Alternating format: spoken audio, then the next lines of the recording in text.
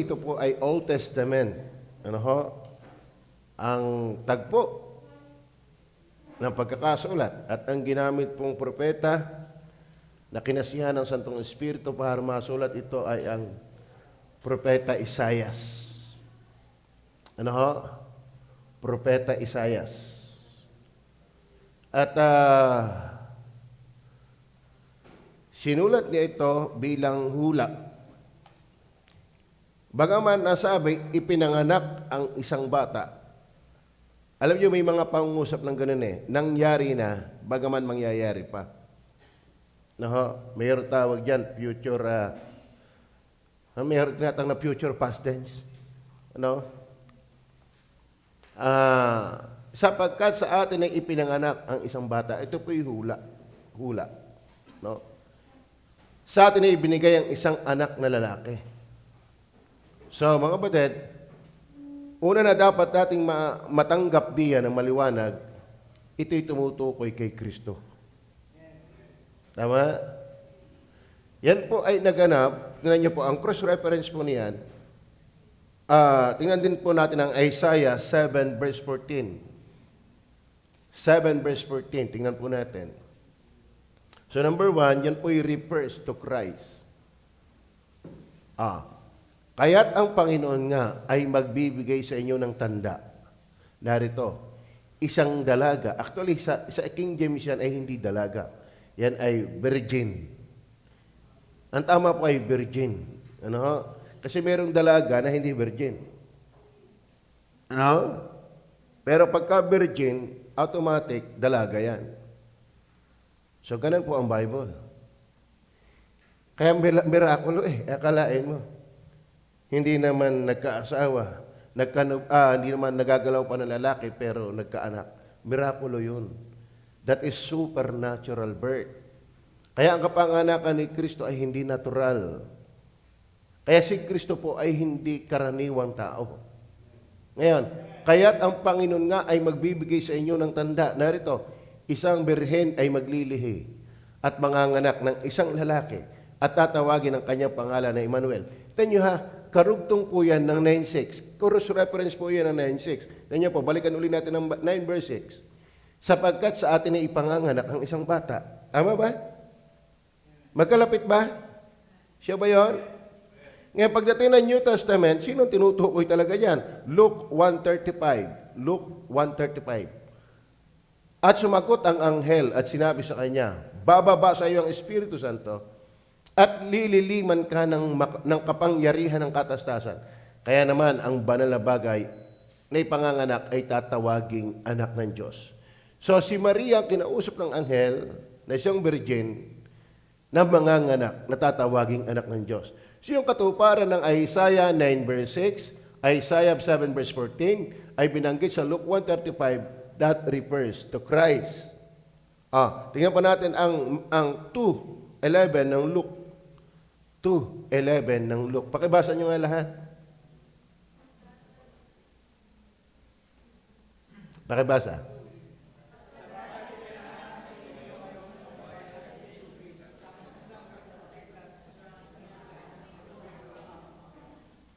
So, pakibasa ulit. Basa, sabay-sabay.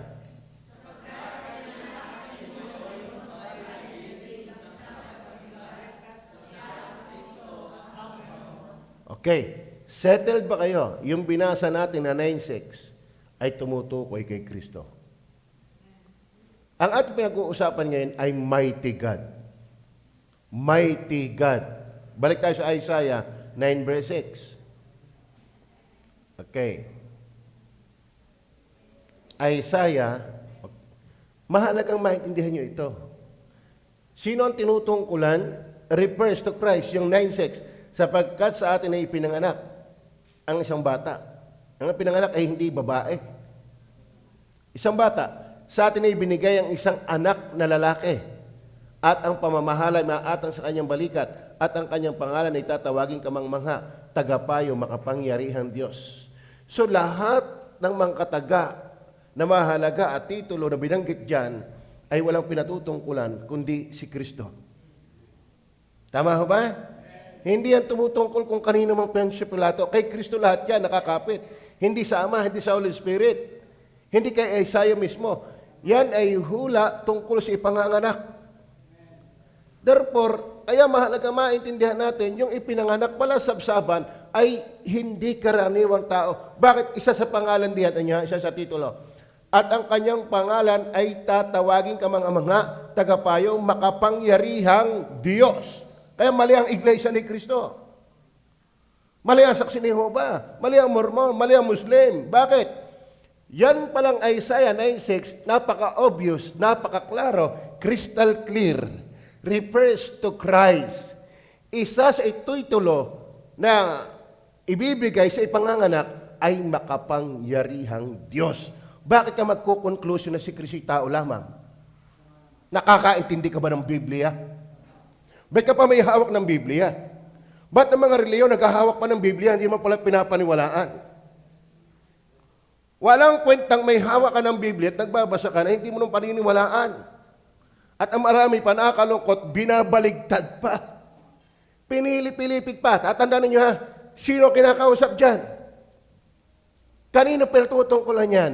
That refers to Christ. Amen? Basahin natin ulit.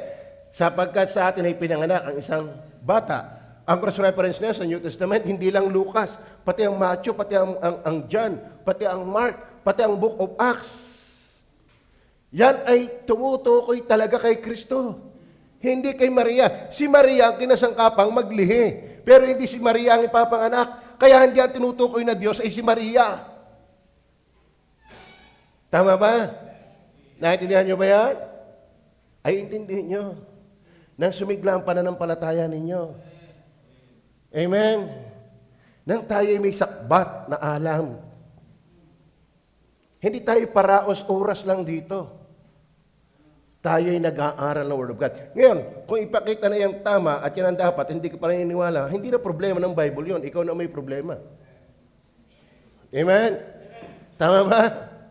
Ang conclusion mo pa rin, si Kristo tao lamang, hindi natin pwedeng punitin yan. Tuldok at quit, pinaglalabanan sa Bible. Ano sabi ng Bible? Magaan pang mawala ang langit at ang lupa kaysa tuldok at kuwit ng kanyang mga salita. Hindi yan tuldok lang. Isang pangungusap yan. Are you listening? Tingnan nyo ha. Sapagkat sa atin ay ipinanganak ang isang bata, obvious. Hindi si David yan. Hindi si Isaiah yan. Hindi si Jeremiah yan. Hindi si Maria yan. Hindi si Herodes yan. Lalong hindi ang Ama yan. Lalong hindi ang Holy Spirit yan. Numbers of cross-references from the Scripture itself confirms that verse refers to Christ. Amen? Sa pangungusap pa lang naman common sense na lang Di ka? O sa tagpo, sa kaganapan, sino ba ay pinanganak sabsaban? Yung anghel. O, ba't kayo nagpapasko? Bakit ipinanganak ang anghel? O yung anghel ay umawit siya ipinanganak? Ano na tama? Ipinanganak ang anghel o yung mga anghel ang umawit sa ipinanganak? Obvious ba na si Kristo talaga tinutukoy dyan? Amen? So, ano ating pinag-uusapan? Mighty God. So, not only refers to Christ, ito ang ating bibigyan diin. Ito ay reveals the deity of Christ. Ano? Kasi obvious na Wala nang pagtatalo. Napakatigas lang ng kayuko. Napakasuway lang ng mga bait ng tao. Nagigigil pa na si Kristo ang tinutukoy na ipapanganak sa sabsaban. Dahil yun naman talaga ang eksaktong natupad. Kayo ba'y naniniwala na si Kristo ay pinanganak sa sabsaban? Hindi si Jose yun. Hindi si Maria.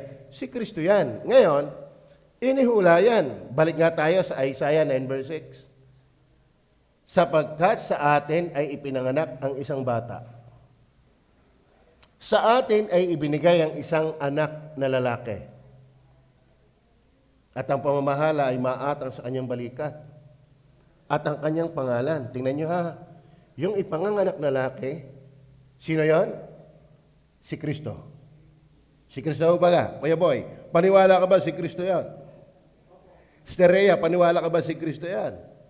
Ngayon, yung inihulang ipapanganak ni Kristo, that refers to Christ, ano yung kanyang mga pangalan? At kung ito'y nakapangalan sa kanya na ipapanganak doon sa sabsaban, abay dapat tanggapin natin kung sino siya base sa pangalang inilapat at ibinigay sa kanya. Tama ho ba? Oh. Naipanganak si Kuya Boy. Hindi ka lang pinanganak, pinangalanan ka. Ano tunay niyong pangalan, Kuya Boy? Hindi ko maintindihan, ano? Higeno. Rihino. Boy na lang. Ano? Higeno. Hindi ka lang ay pinanganak. Pinangalanan kang Higeno. Bakit hindi ka pinangalang Mighty God? Bakit hindi ka Diyos? Amen? Pangalan ay Kulin. Ipinanganak si Kulin. Bakit ang pangalan mo ay Kulin? Hindi Mighty God. Kasi hindi ka Diyos. Bakit nung si Kristo ay panganak? Ang pangalan niya ay Mighty God. Tapos sa Iglesia ni Kristo, hindi daw siya Diyos. Mali. Hindi ka nagbabasa. Nagbabasa ka man, hindi mo inuunawa. Tama ba? Kung hindi siya Diyos, dapat ang pangalan lang niya ay Karpintero. O kaya ay Juan. O kaya ay Pedro. Bakit nung si Pedro ay panganak, ang tawag sa kanya ay Peter? Bakit yung panganak si Juan, ang pangalan ay Juan? Bakit hindi Mighty God? Kasi hindi Diyos. Maliwanag ko ba? Kaya mga kapatid, nililinang natin to. Kaya huwag kayong maniniwalang lahat ng relihiyon ay sa Diyos. That's wrong. That's wrong. Tumingin kayo dito sa harapan, lalo kayong mga inaantok na agad. Tumingin kayo dito sa harapan, pumunta kayo dito para kayo maging encouragement sa iba. Amen. Tingnan niyo po sa harapan, humarap kayo sa harapan. Pare-pareho ba ang kulay? Pare-pareho ba ang kulay? Dito sa harapan. Pare-pareho ba ang kulay? Hindi. Anong nakita niyong kulay? May pula, may itim, may kulangot. Hindi nga? Iba-ibang kulay. Ngayon, kung sabihin mo pare-pareho ang kulay, may problema, tiyak, ang iyong mata. Tama ba yun? Anong pangalan ng ating bisita? Myla. Yung isa nating bisita dati, Miles. Siya ang plural ng Myla. Okay. So Myla, ineng, lahat ba ng kulay na sa unahan ay pare-pareho? Kung sakali pare-pareho ang tingin mo, tsak may problema yung mata, di ba? Ganyan din, huwag mong sabihin pare-pareho lang ang relihiyon. Dahil kung pare-pareho yan, malaki ang problema ng iyong mata. Ay dyan pa lang sa Isaiah 9:6, marami ng iba-iba pa lang. Iba-iba na dyan. Balik tayo sa Isaiah 9:6. Are you with me? Ating katayin itong talatang ito. Kumbaga sa tubo ay ating ngasing maigi. Pigain sa ating ngipin nang walang makalpas na tamis. Amen. Kanino tumutuko yan? Refers to Christ. Ngayon, not only refers to Christ, yung ating pag-usapan ng Mighty God, but also reveals the deity of Christ. Pag sinabing deity, yan po'y kadyusan. Kadyusan. Hindi ugulay na kadyusan, kundi pagiging Diyos. Kaya mang sasabihin pare-pare lang ng relihiyon, yun yung nag-iba-iba lang. Kumbaga daw sa daan, ang iyo ay shortcut, ang aking longkat, pero pare-pareho din naman ang pupuntahan. Mali. Yan ang mga conclusion na hindi nagbabasa ng Biblia. O kaya kung nagbabasa ay walang liwanag na galing sa Diyos. Amen? Sapagkat sa atin ay pinanganak ang isang bata. Obvious. That refers to Christ. Wala nang problema? Kuya Boy, si Kristo ang tinutukuyan na yan. Ngayon, yung ipapanganak, pinangalanan. Ano ay pinangalanan? Ayun mga kapatid, hindi pangkaraniwang pangalan. In fact, mga kapatid, sa Bible, pag pinapangalanan, yan ay nagiging may kaugnayan sa karakter ng pagkatao. Bakit si Isaac ay tinawag na Isaac? Kasi nagtawa yung kanyang ina.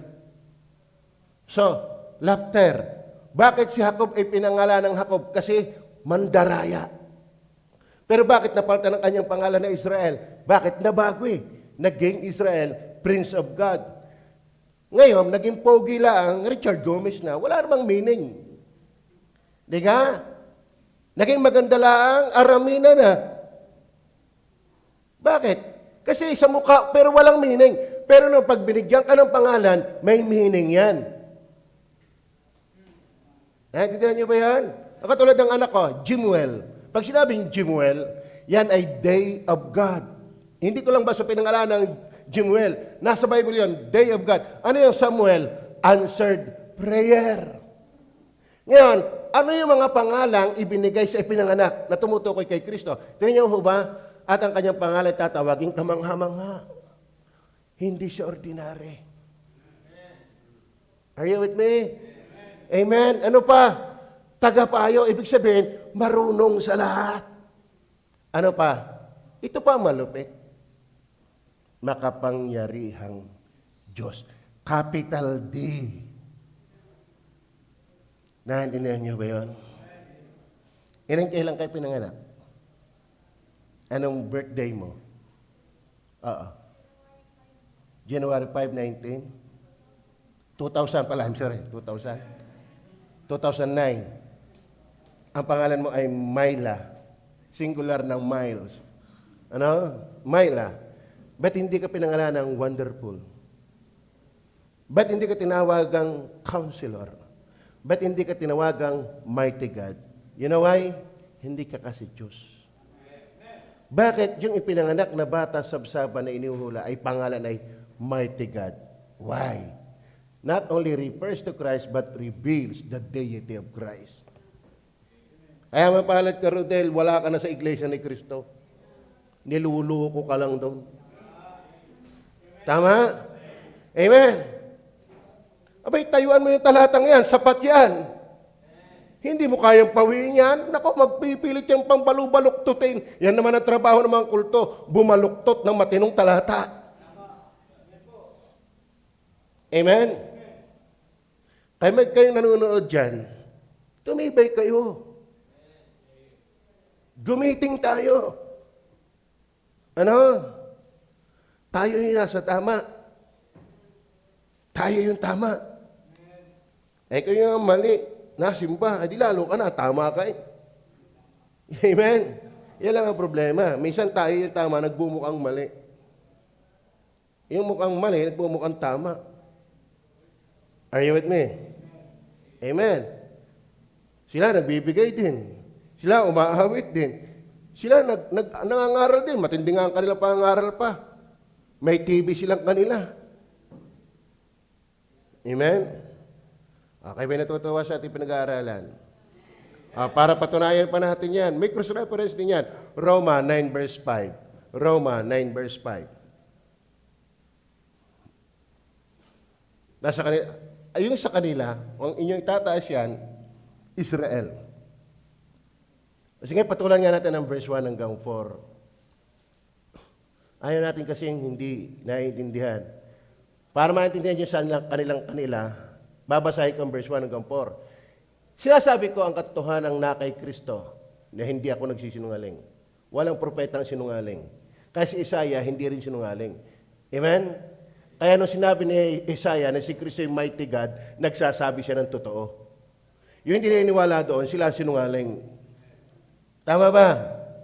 Na ako'y sinasaksihan ng aking budhi sa Espiritu Santo. Tayo marunong pang lumuray sa kamay para masabing nagsasabi ka ng totoo. Ang kanyang saksi ay ang kanyang konsensya sa kapangyarihan ng Banal na Espiritu. Verse 2. Na mayroon akong malaking kalungkutan at walang tigil na karamdaman sa aking puso. Verse 3. Sapagkat ako'y makapagnanasa na ako man ay takwil mula kay Kristo dahil sa aking mga kamag-anak. Sino kanyang mga kamag-anak ni Pablo? Na aking mga kamag-anak sa laman, verse 3, 4. na pawang mga Israelita. So, yung sinasabing ng verse 5 na sa kanila ay sa Israelita.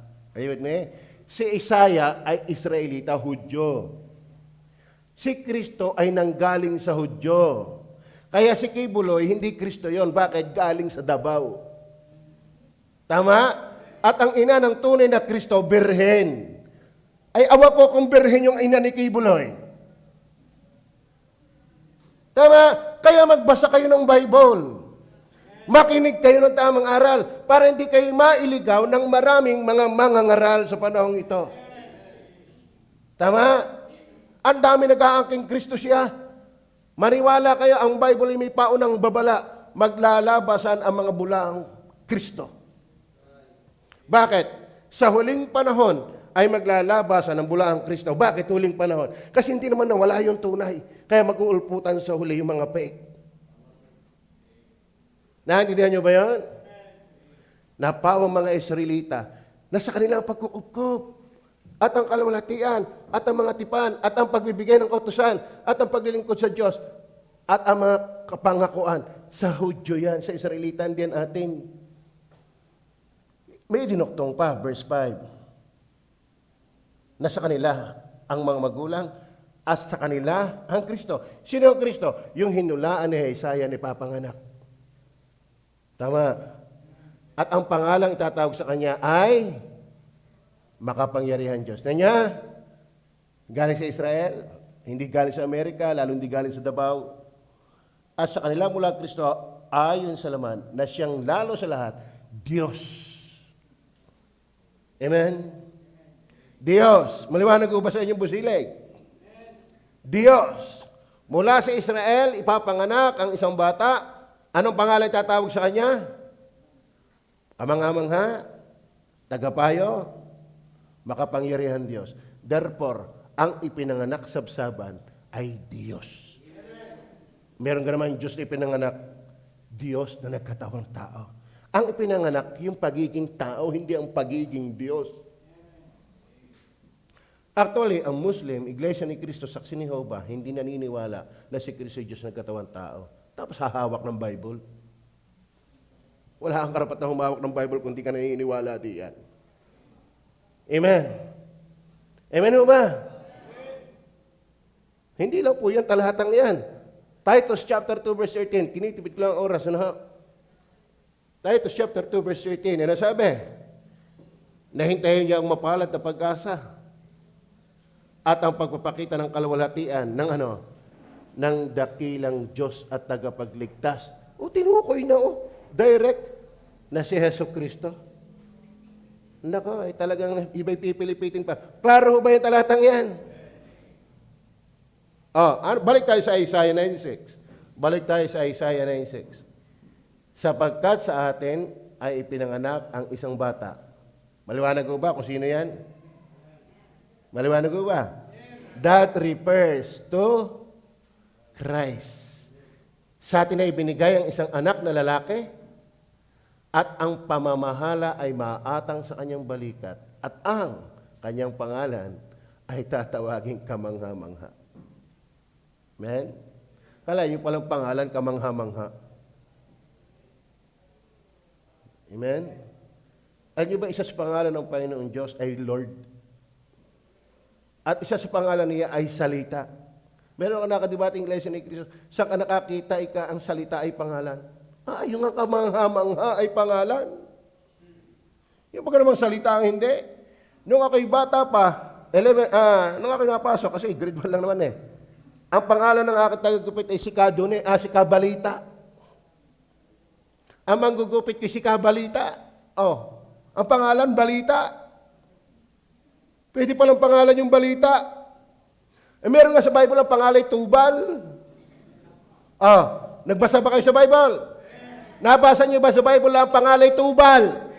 Ayun pagka namang berbo, hindi maging pangalan. Yung pagka namang kamangha-mangha, hindi maging pangalan. Marunong ka pa sa Diyos. Tama? Meron kang bune. Sambalat. Basahin niyo po Nehemiah. Makakabasa kayo ng pangalang Bune at Sambalat. Magkapatid yan. Bakit? Sambalat at Bune. Di pareho lang Makate. Tama? Ay pangalan nga yun. Eh kasi Tubal di kaya nangat eh. Ano? Tubal, Sambalat, Bune. Kaya kong ibigay sa inyong talatayan. Kasi nagbasa ako ng Nehemiah, ang dami ko ng kababasa niyan. Kaya let me challenge you, magbasa kayo ng Bible. Na hindi kayo maloko ng mga mangangaral na yan. At kung meron hindi kayo naiintindihan, magtanong. Amen? That refers to Christ. Ngayon, not only refers to Christ, reveals the deity of Christ. Bakit? Ano yung pinangalan? Kamangha-mangha. Napag-usapan natin yung tagapayo. Ito pa nakakatuwa. Bet ipinangalan kay Kristo yung makapangyarihang Diyos kung siya'y hindi Diyos. Mali yun. Bet ang pinangalan sa akin ng tatay ay Roselo. Hinahanap ko yung Roselo. Saan ba kinuha tatay yung Roselo na yun? Ano? Ay noon ay kalendaryo yata ang basihan ng mga pangalan eh. Diga? Hindi mo lang sinabing kahit manal Judas. Ano? Jude. Kasi may magandang pangalan Jude. Maganda din mga pangalan Judas. Mas mala ang ginawa. Kung si Pedro nagkanulo, sa mga pangalan ng Pedro. Ano? Kaya minsan ang pangalan talaga natin ay apektado ng ating buhay. Ang ating pangalan ay pinasasama ng ating buhay. Kahit pa maganda ang pangalan mo, pero kung ang buhay mo ay hindi, apektado ang pangalan mo. Tama ba?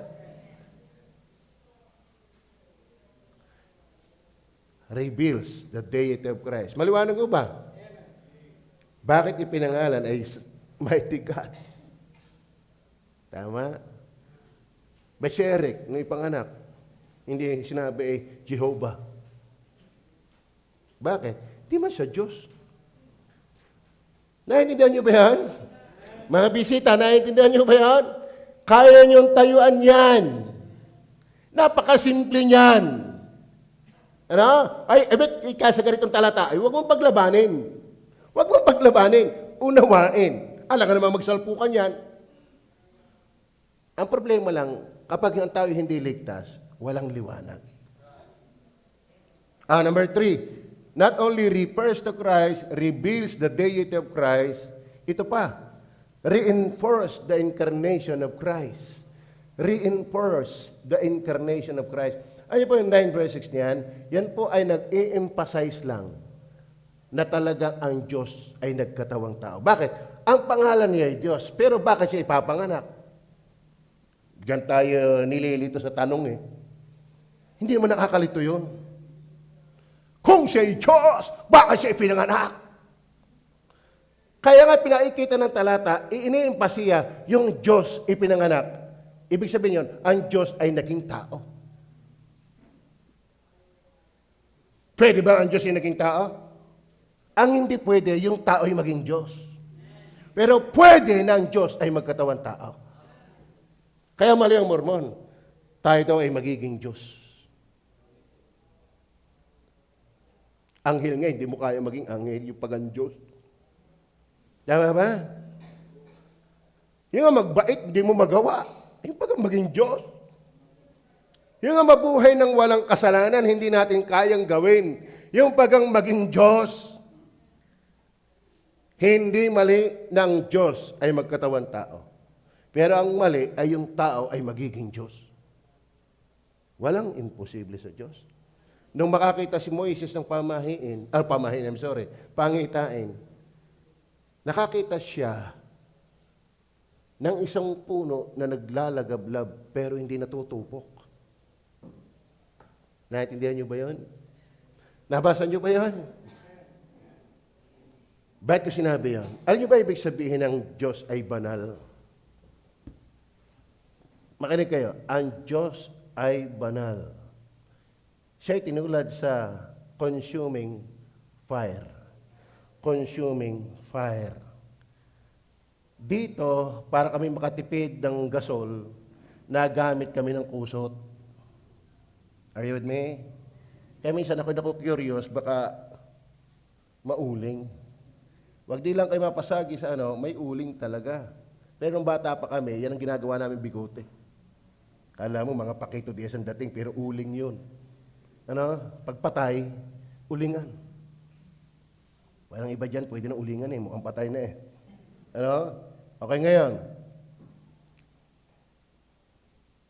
Kapag ang apoy ay malakas, sugbuhan mo ng kahoy yun. Ano mangyayari sa kahoy? Makokonsume. Masusunog.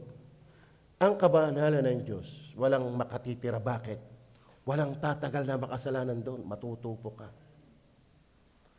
Pero, bakit may taong hindi matutupok? Nung si Shadrach, Meshach at Abednego, nabasa niyo ba yan? Let me challenge you, magbasa kayo ng Bible. Di ka? Nag-utos itong si Nabucodonosor na lahat ng tao ay dapat sumamba doon sa larawang inanyuan na kanyang ginawa na napakataas. At ako iniwala, larawan niya yun. At kapag napakinggan niyo ang lahat ng uri ng instrument, bawat isa ay luluhod at sasamba. Nabasa niyo ba yan?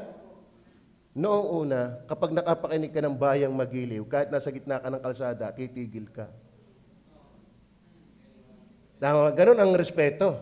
Ngayon wala na eh. Wala na. Napaka-minus na ng tao ngayon. Di ka? Nagbabayang magiliw, nagsisilpon pa rin eh. Di ka?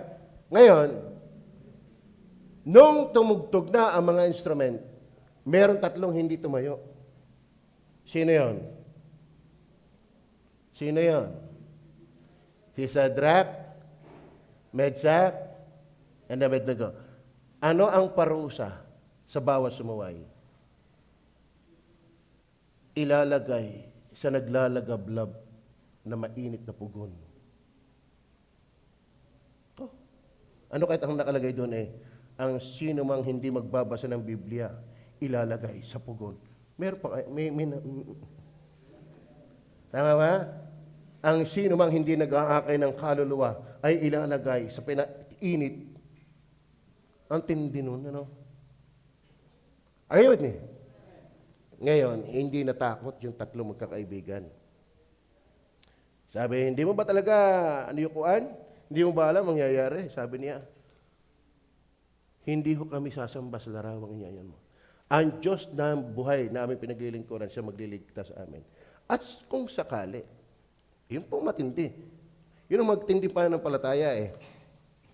Amen? Kung sakali hindi man, ay hindi pa rin kami sasamba.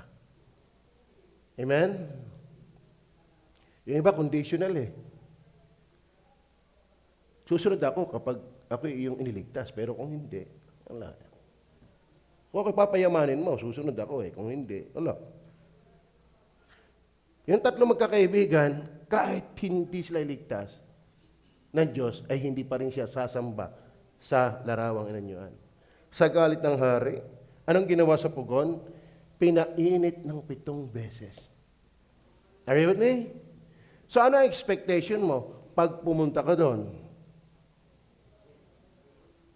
Pero bakit nung ilagay hindi nasunog? Kasi merong anyong tao. Naging 4 sila. Are you with me? Amen o ba? Nabasa niyo ba yun? Noon pa lang, pinapahimakas na merong taong hindi masusunog sa kabanalan ng Diyos. Ipinapakilala na ang Diyos ay magkakatawang tao. Na siyang dahilan natin kung bakit tayo makakatira sa langit, na hindi tayo mapupugnaw at tayo hindi mahihirapan ng kabanalan ng Diyos. Bakit? Andun yung anak ng tao. Naintindihan niyo ba yun? Kaya mga kapatid, yung Isaiah 9 verse 6 ay nagre-reinforce, nag-emphasize na yung Diyos na ito, na banal, ay pwedeng puntahan, mamaya, pang-4 yan, dahil merong nagkatawang tao. Maliwanag ho ba yan? John 1:13 hanggang 14, in the beginning was the Word, and the Word was with God, and the Word was God. The same was in the beginning was God. At lahat na nilikha ay hindi nilikha kundi sa magitan niya. Pagdating ng verse 14, yung Word, nagkatawang tao. 1 Timothy chapter 3, verse 16 sa English. Yan niyo po sabi diyan.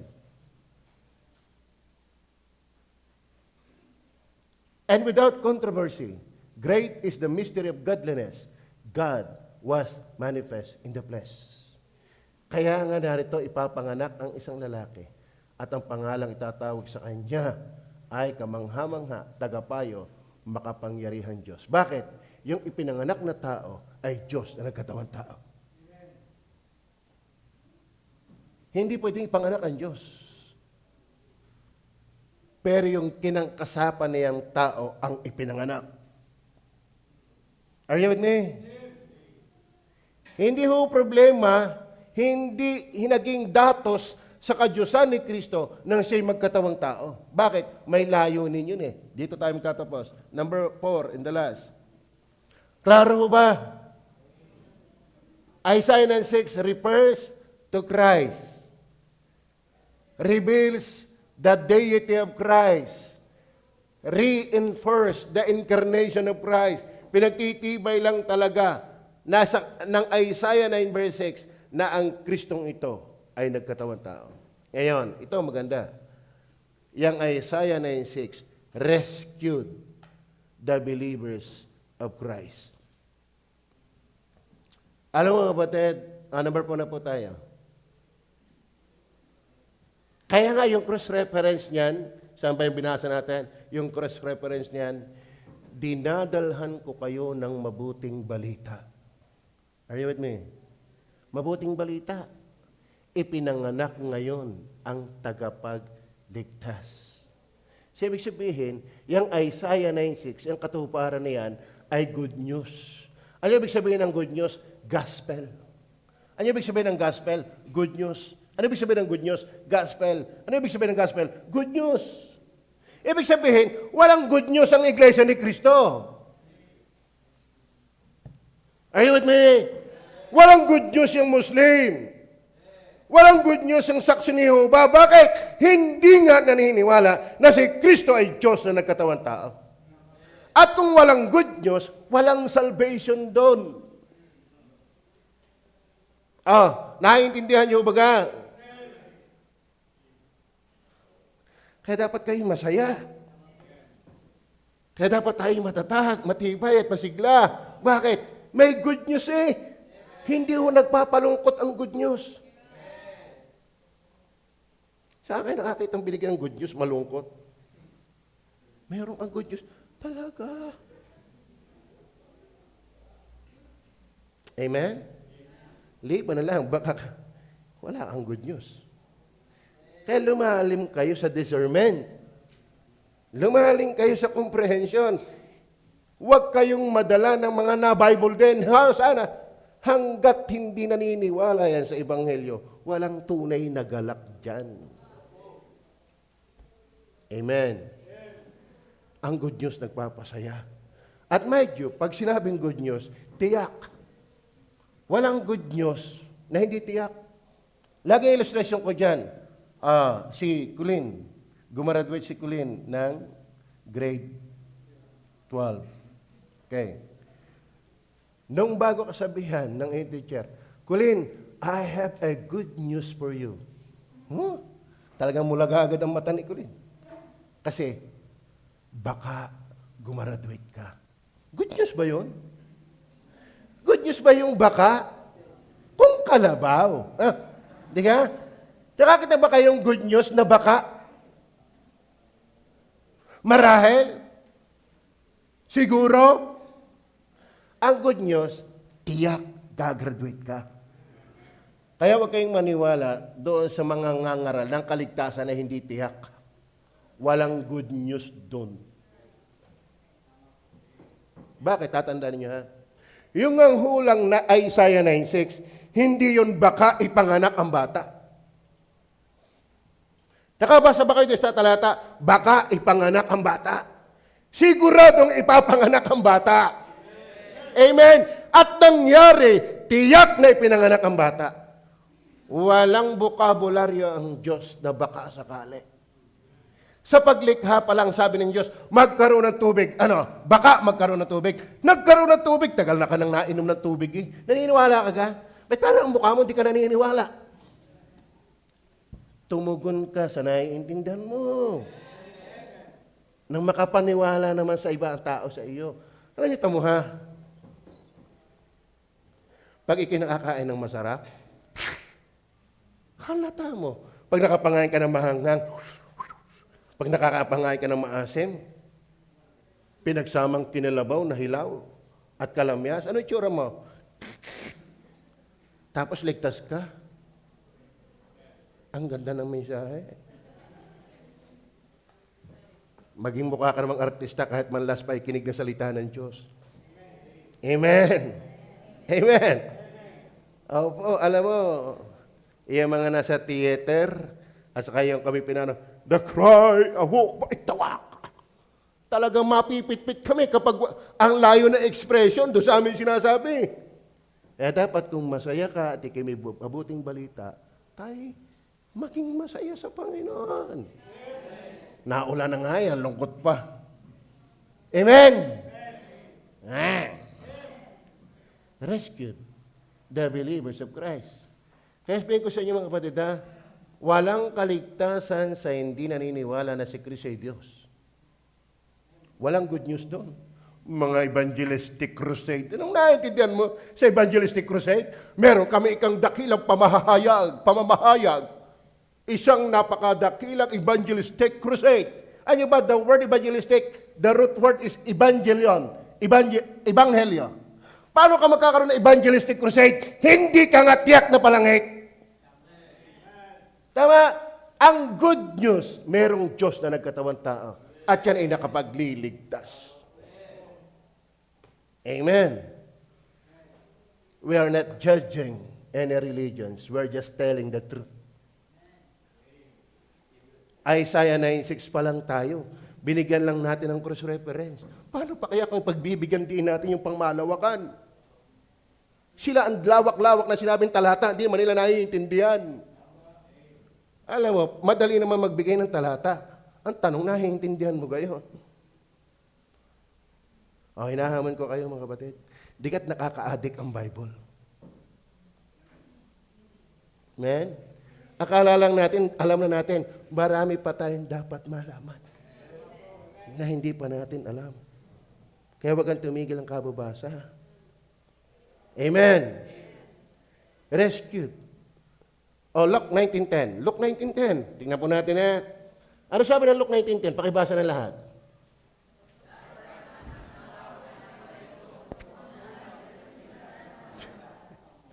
Si Kristo ay ipinanganak, hindi lang para pagpaskuhan.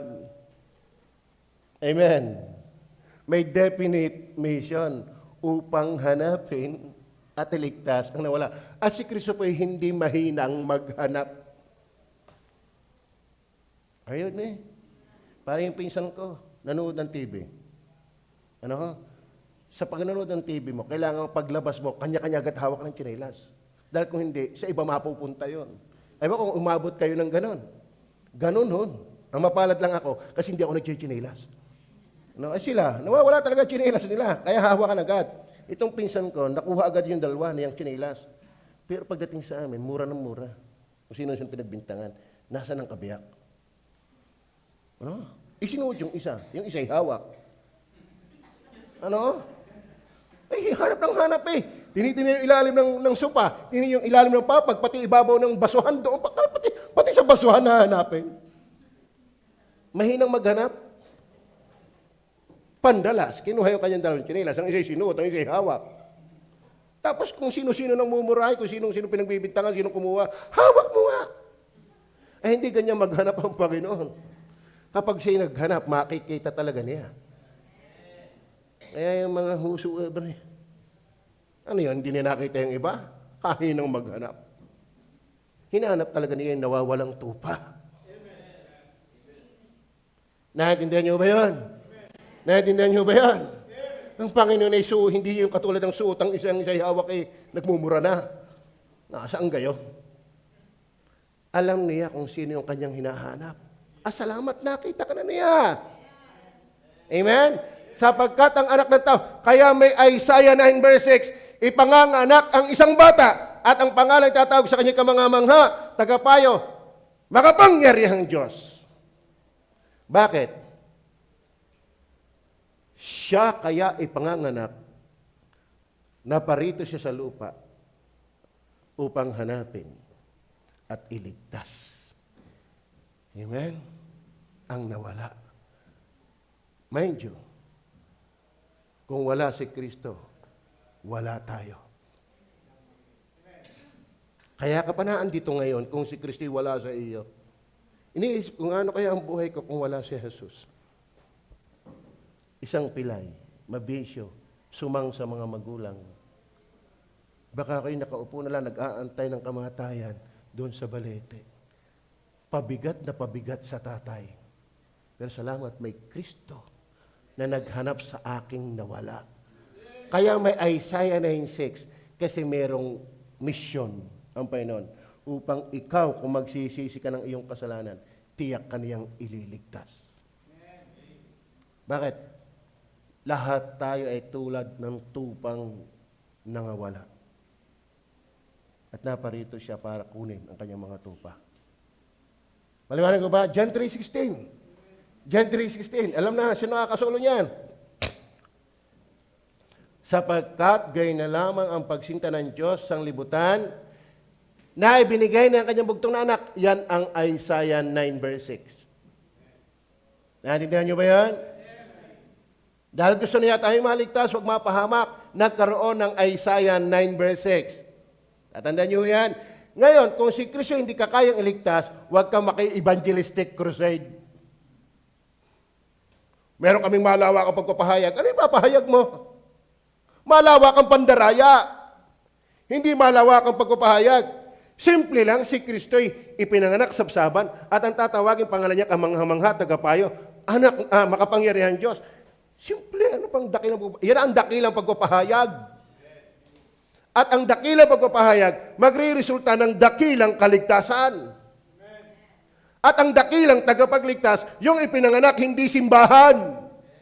Walay mo, sumapi ka sa amin para kay maligtas. Nakasapi na, hindi pa rin ligtas. Di kalukuhan. Pandaraya. At nakalulungkot, maraming nadaraya. At tayo naman nasa katotohanan, mukhang nadaya. Kayo may nasa katotohanan na? Ay sigla. Huwag kang madaya ng ulan. Huwag kang madaya ng damdamin. If you know the truth, be involved in the truth. Be active. Amen? Tama ho ba? 1 Peter 1:18 hanggang 20. Dito po tayo magtatapos. Maliwanag ho ba? Isaiah 9:6.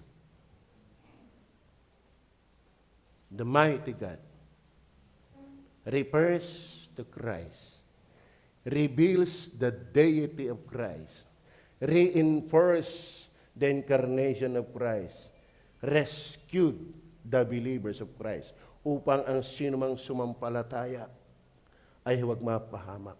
Kaya alam ko ako'y palangit pag ako'y namatay. Kayo ba tiyak na ninyo? At kung hindi mo tiyak, wala kang good news. At kung wala kang good news, wala kang gospel. Because the synonym, the substance, the very core meaning of good news or evangelion is good news. There will be no good news without Isaiah 9:6. Amen. Amen. Okay ba? May good news na? Talaga? Kaya ba? May mabuting balita na? Yung nga magwiwiting, kahit masama witing, pag alam niyang tumama, abay, nasigla eh. Tumama numero mo. Ha? Palangit ka na. Talaga? Wala mo yan. Kaya di maniwala sa atin ng ibang tao. Amen? Amen? Kailan ka huling umimik dahil sa iyong pag-asang taglay? Ibinahagi mo na ba ang taglay mong pag-asa? Yung taglay mong good news? Nabasa niyo ba yung 4 na kitongin sa Bible? Amen? Dahil sa katindihan ng paghihirap, sila nagmumukmok, ang 4 na kitongin. Pero sabi na, ba't ka tayo magmumukmok dito? Tayo umalis. Tayo maghanap ng pagkain. Dahil kung tayo magmumukmok, tayo mamamatay, edi tayo gumala. Mali mo, makasumpong tayo ng magandang kapalaran. Mamamatay tayo, edi huwag tayo mamatay na nakamukmok lang. Kaya huwag ho kayo magmukmok, kayo gumawa ng paraan sa inyong buhay. Ako nga'y pilay ay nagawa ng paraan. Kala mo nakarating ng Vietnam? Oh, tama ba? Anong kwenta ng asarol kung di ka naman nag-aasarol? Tama ba? Anong kwenta ng upuan? Di mo naman inuupuan. Anong kwenta ng kotse? Hindi ka marunong mag-drive. Ba't ka may pag-asa? Hindi mo naman ibinabahagi.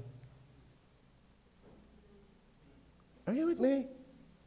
Amen. Ay, ayaw maniwala. May maniniwala dyan. Ikaw nga din, hindi ka rin naniniwala dati. Meron yan. May pinili. Amen? Tiyaga-tiyaga lang. Kaya if I were you, magtapong ka laging talata. Hindi mo alam. Oh, hindi alam ng apat na kitungin. Yung pala'y panahon ng pagpapala. Bigay pag-alis nila, pumunta sila sa palengkehan, yung kumbaga sa atin, SM, etc. Nagkalat yung mga ginto, yung pagkain. Yung pala ang Diyos gumawa ng himala. Napag-akala ng kampamento ng kanilang kalaban, ay ang daming kalaban, ang anghel, nagtulong-tulong, nagtakasan. Lahat. Ay di naiwanan sa takot yung kanilang mga paninda. Oh, nakapamili. Kuha lahat ang kitungin. Lamong. Pati yung mga mamahaling ito, etc. Pero habang tinataglay nila, teka muna. Bigat tayo eh. Tayo lang yata ang gusto natin tayo pagpalain eh. Ay panahon ng kasaganaan. Tayo pumunta sa iba. Ibahagi natin. Amen? Wag mong iyuhin lang ang Isaiah 9:6. Amen? Amen? Wag mong iyuhin lang yan. 1 Peter 1:18-20. Na inyong nalalamang kayo tinubos na mga bagay, na hindi kayo tinubos ng mga bagay na hindi nang nasisira. Na inyong nalalamang kayo tinubos hindi ng mga bagay na nasisira.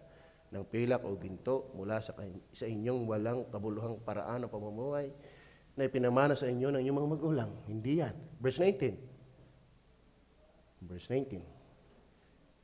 Kundi ng mahalagang dugo. Paano makakaroon ng mahalagang dugo kung walang Isaiah 9:6? Amen. Ang pinangtubos pala sa atin ay dugo. Paano magkakaroon ng dugo kung walang ipinanganak na bata?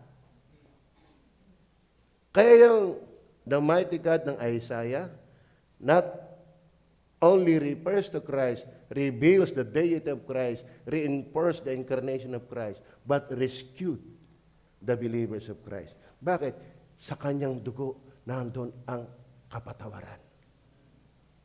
Gaya ng korderong walang kapintasan at walang dungi sa makatuwid bagay ang dugo ni Kristo. Ang Diyos hindi pwede magkadugo. Pero paano siya nagkadugo? Nagkatawang tao. Verse 20. Ito ang dahilan na nakilala nga ng una. Kaya nangyari na siya pinanganak, inihula na nga ng Isaiah 9:6. Amen? In fact, ipinaramdam na yan sa panahon ng magkasala si Adan at si Eva. Ipinagpatay ang mag-asawa ng hayop. Kaya ang dinamit sa kanila ay balat ng hayop. Pero may mas malalim pa doon. Revelation 17:8. Siya'y ipinako na bago pa itatag ang sanlibutan. Are you with me? Kaya mga kapatid, na kay Kristo lamang, ang panukala ng Diyos na tagapagligtas ay hindi binyag, hindi bautismo. Si Kristo. Yan ang pinakita din sa Acts chapter 2, verse 22 and 23. Kaya pala siya hinahirapan, pinatay, binugbog, sapagkat yan ang nakapanukala na bago pa magkaroon ng sanlibutan. Maliwanag po ba? Kaya maging masigla po tayo, mga kapatid. Maging matatag tayo. Maging mapagpasalamat tayo. Kaya ba iligtas? That's the good news. Isaiah 9:6 is the gospel. Amen. Kaya mayroong Diyos na nagkatawang tao. Great is the mystery. God manifested in the flesh. Why? There is Isaiah 9:6. Jeremiah 7 verse 14. Oh, Isaiah 7 verse 14. Maliwanag ko ba? Ngayon, ang tanong. Tiyak mo na ba ikipalangit pag namatay? Salamat sa mga tiyak na. Kaya magpakatatag kayo. Hindi lagi ang saya ay nakangiti. Mapapagkamalang ka niyan. Ang saya, sa kabila ng maraming problema, nagpapatuloy ka.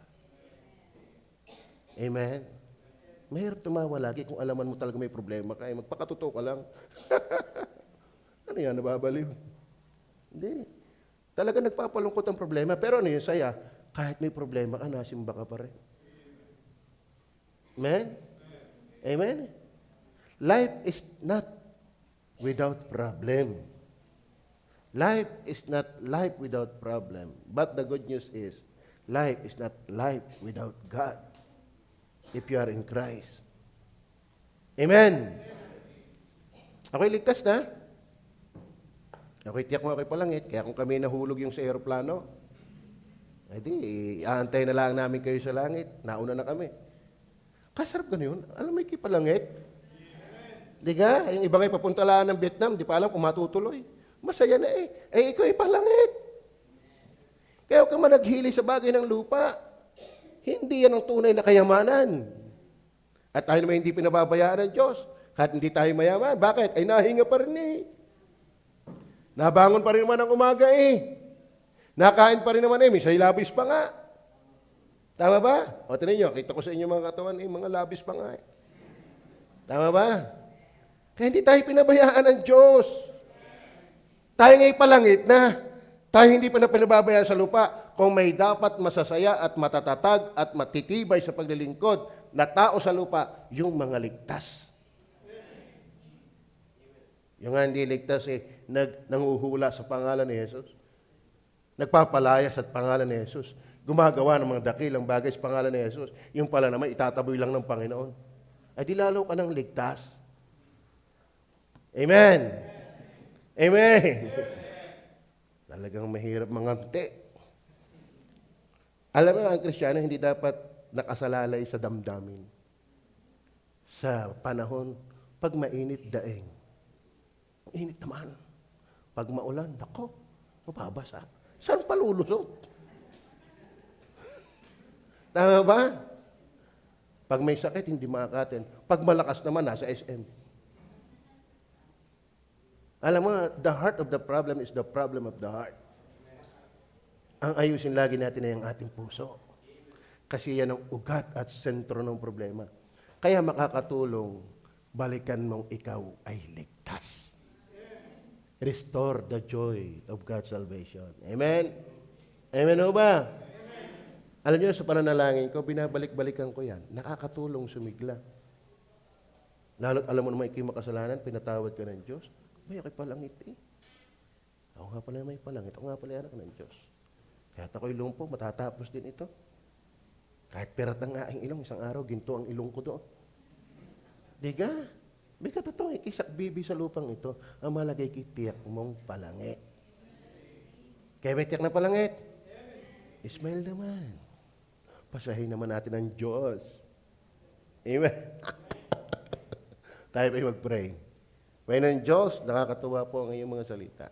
Alawak, malalim, totoo, authoritative. Kaya nagtaka nga mga Pariseyo sa iyo at ang mga Hudyo eh. Kakaiba magturo ng Panginoon. Hindi katulad ng mga Pariseyo at Eskriba. Siya nagtuturong may kapamahalaan. Ang iyong turo ay hindi optional. It's up to us, it's up to you. No. Magbabangon ka, sabi mo kay Moises, ng isang propetang gaya mo. Ang sino mang hindi makinig sa kanya ay papatayin, parurusahan. Ibig sabihin, hindi pwedeng baliwalain ang aral ni Jesus. It is not up to us. It is up to you. Ito'y tatayo. Ang maniwalay mapalad, ang hindi mapapahamak. Pagpalaan niyo po ang bawat isa sa pangalan ng Panginoong Jesus. Amen! Okay, pahinga muna tayo. Susunod na bahagi. Salamat sa mensahe ng salita ng Diyos.